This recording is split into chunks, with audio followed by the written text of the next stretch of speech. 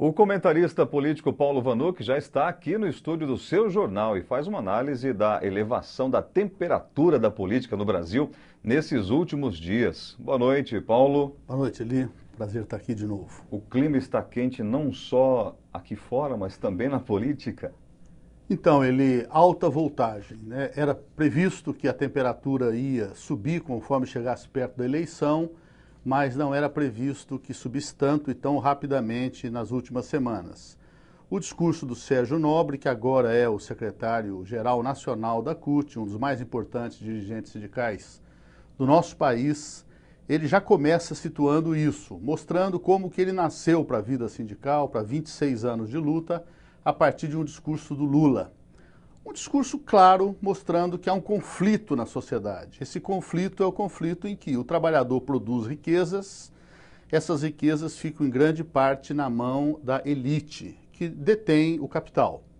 E na vida democrática, o grande acordo que existe é reconhecer que existe esse conflito, que a disputa no conflito é legítima e que o pacto é o pacto de que a disputa não vá para a violência, não vá para a violação das regras, não vá para a eliminação do outro. E nessa disputa legítima, a caminhada do Brasil de 88 para cá tem sido uma caminhada positiva. O equilíbrio tem prevalecido. Às vezes há um desequilíbrio e mecanismos de corrigir. Nos últimos anos, governo Lula e Dilma são governos que pela primeira vez, depois de 500 anos, querem distribuir mais essa riqueza para que ela não fique só no topo. Que o povo trabalhador, pobre, a maioria da sociedade, tenha pela primeira vez uma fatia maior.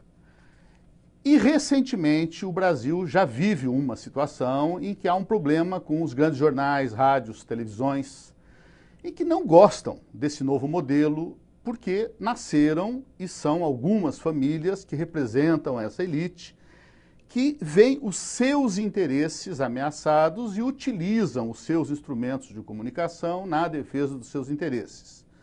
Os trabalhadores, o próprio discurso do Sérgio Nobre foi o discurso de garra, de que se vierem para a briga, vamos querer briga.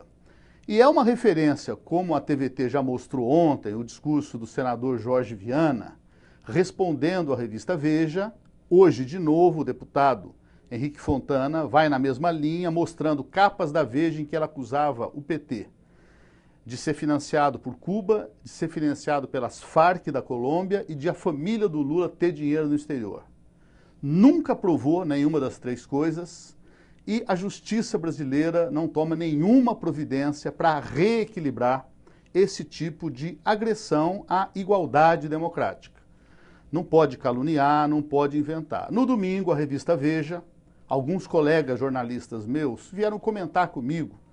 Eu não soube responder se não achavam que o texto da Veja, que tem outra assinatura, não tinha o estilo do Policarpo Júnior, aquele diretor da Veja em abril que foi pego em troca, no mínimo, de favores com o Cachoeira, o chefe da quadrilha. Então é uma guerra que a revista desencadeia e, de novo, ela estabelece, digamos, que há uma pessoa chamada Marcos Valério, esse do Mensalão, e a revista apresenta como uma pessoa que merece crédito e diz que ele acusa o Lula, e a revista diz o Lula não merece crédito. Então, a revista Veja mostra que ela não se conforma com o resultado das urnas, que deu uma eleição para o Lula, uma segunda eleição e uma terceira com a Dilma. E na democracia é preciso reequilibrar. O Supremo errou muito ao marcar esse julgamento agora. Candidatos em dificuldade, como o Serra em São Paulo, por estar ligado ao Kassab, e o Kassab é pessimamente avaliado, então, nesse sentido, ele tende a uma derrota. Como desespero, ele fala principalmente do chamado Mensalão, para tentar agredir Fernando Haddad, que não tem nada a ver com aqueles episódios de 2005. E o discurso de Sérgio Nobre, a nota que o PT fez segunda-feira, chamando a militância para a luta, desmascarar as mentiras, ela repete um pouco do clima de 2005, em que o equilíbrio do governo Lula ameaçou ser quebrado quando ocorreram os episódios das CPIs, talvez os malfeitos. E os malfeitos têm que ser investigados e eventualmente punidos com provas, não com discursos gerais decididos pelos jornais. Os ministros erraram porque marcaram um julgamento que disseram terminaria em agosto, eles sabiam que não iam terminar, os juízes são cidadãos que também votam. Eles têm preferências partidárias, o que eles não podem é misturar as duas coisas. Faz 7 anos, eles podiam ter julgado o ano passado, no começo deste ano, não podiam marcar um julgamento como esse. Então, nesse clima, cada força na disputa aciona os seus recursos. Os recursos do movimento sindical popular, dos trabalhadores, são a mobilização.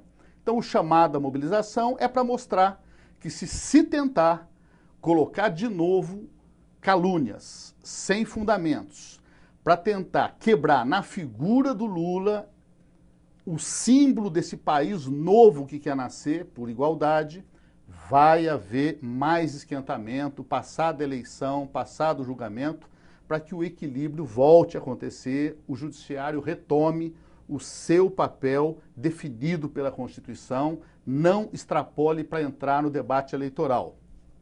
Nós queremos agradecer mais uma vez a sua participação, Paulo. Muito obrigado.